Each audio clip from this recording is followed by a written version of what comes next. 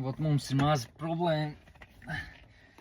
Vienreiz jau man šitas nolec nost un es pielīmēju ar superlīmu.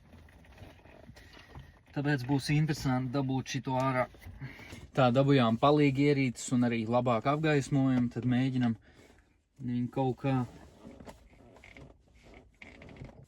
Malacis, Artur, tu ļoti labi viņu dabūji virsū.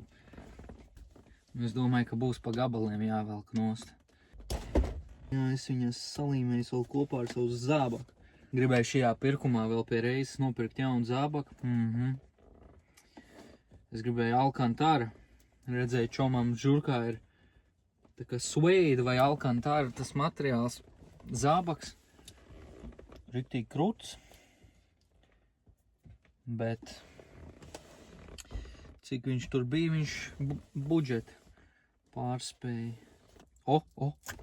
Let's go! Tas mums ir nost. Un tagad mums te ir konektori.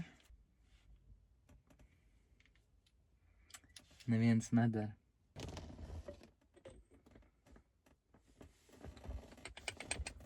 Varam šādi.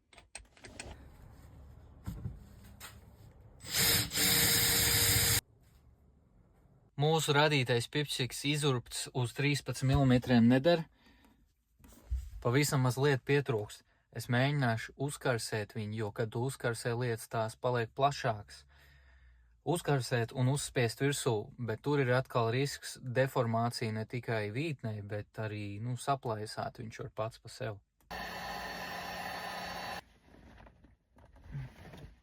Redzēju, kā viņš te ir baigi traki. Sakusis, savērpies, tā tikko izurptā maliņa ir ļoti, ļoti plāna.